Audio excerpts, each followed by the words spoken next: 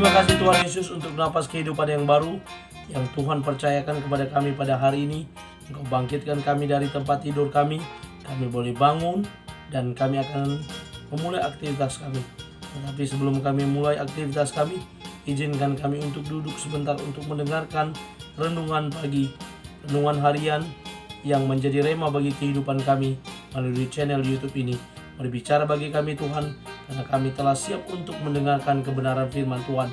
Dalam nama Yesus kami sudah berdoa. Amin. Shalom Ibu Bapak Saudara terkasih dalam nama Tuhan kita Yesus. Semangat pagi.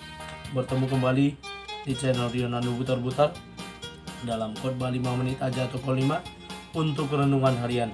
Renungan pada hari ini saya ambil dari kitab 1 Tesalonika pasal yang keempat ayat yang ke-16. Demikian kesaksian firman Tuhan. Sebab pada waktu tanda diberi, yaitu pada waktu penghulu malaikat berseru dan sangkakala Allah berbunyi, maka Tuhan sendiri akan turun dari surga, dan mereka yang mati dalam Kristus akan lebih dahulu bangkit. Sangkakala Allah berbunyi.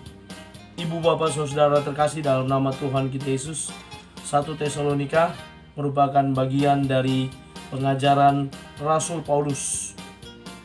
Bagaimana orang-orang yang ada di Tesalonika bertanya-tanya selain terkait iman kepercayaan mereka kepada Yesus, selain teologi yang disampaikan oleh Rasul Paulus, mereka juga pengen tahu apa dan bagaimana keadaan orang-orang yang sudah terlebih dahulu meninggalkan mereka.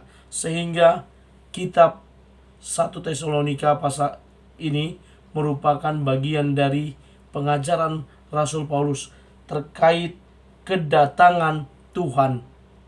Kedatangan Tuhan dan apa yang akan terjadi ketika seseorang di dunia ini hidup di dalam iman, hidup benar, melakukan kebenaran dan keadilan, peduli kepada orang lain, menolong orang lain. Bahkan kalau kita boleh menyatukan secara keseluruhan, perbuatannya adalah perbuatan yang berkenan di hadapan sesama dan di hadapan Tuhan.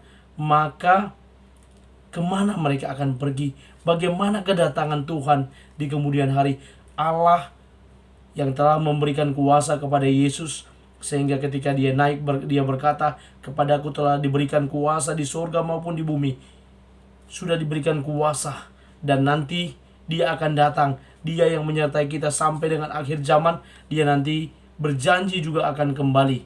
Dan kedatangan yang dimaksud diungkapkan oleh Rasul Paulus dalam nats ini. Bagaimana dikatakan kedatangan Tuhan. Selanjutnya kami tidak mau saudara-saudara bahwa kamu tidak mengetahui tentang mereka yang meninggal, supaya kamu jangan berduka cita seperti orang lain, dan seterusnya.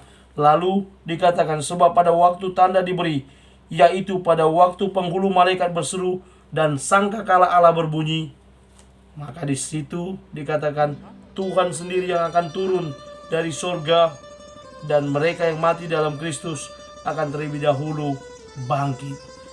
Dikatakan bagaimana yang akan terjadi di masa yang akan datang di kehidupan yang lain, bahwa Tuhan akan segera datang untuk menjemput salih-salihnya, untuk menghakimi dunia ini. Tetapi ketika dia datang dan sangkakala dibunyikan, maka Tuhan sendiri akan turun dan orang-orang yang mati akan bangkit, dan mereka akan ditempatkan di suatu tempat yang sudah ditentukan Allah sebelum tiba waktunya penghakiman terakhir. Ibu bapak saudara terkasih dalam nama Tuhan kita Yesus Kristus, kiranya firman Tuhan pada hari ini yang mengingatkan kita bahwa akan tiba waktunya kedatangannya. Tidak ada seorang pun yang tahu, tapi yang perlu kita tahu adalah hidup kita harus tetap siap sedia kapanpun tiba waktunya. Tidak ada seorang pun yang tahu, maka kita harus tetap sedia, karena Allah berjanji di dalam Yesus bahwa dia akan kembali kedua kalinya ke dunia ini untuk menghakimi dunia ini. Mari tetap setia mengiring dia, setia percaya dan melakukan apa yang diperintahkannya. Selamat untuk tetap teguh di dalam iman dan percaya kita, untuk tetap menjaga bahwa kita adalah orang-orang yang nantinya menerima keselamatan yang daripada Tuhan. Amin. Kita bersatu dalam doa. Terima kasih untuk karya keselamatan penebusan yang Engkau berikan kepada kami. Bahkan Engkau berjanji Engkau akan datang, dan kami tahu, kami imani bahwa kelak ketika Engkau datang, Engkau dapati kami tetap setia. Engkau dapati kami adalah bagian orang-orang yang akan Engkau berikan mahkota kehidupan. Terima kasih Bapa. Dalam nama Yesus kami lanjutkan aktivitas kami. Amin. Selamat beraktivitas. Tuhan Yesus memberkati. Shalom.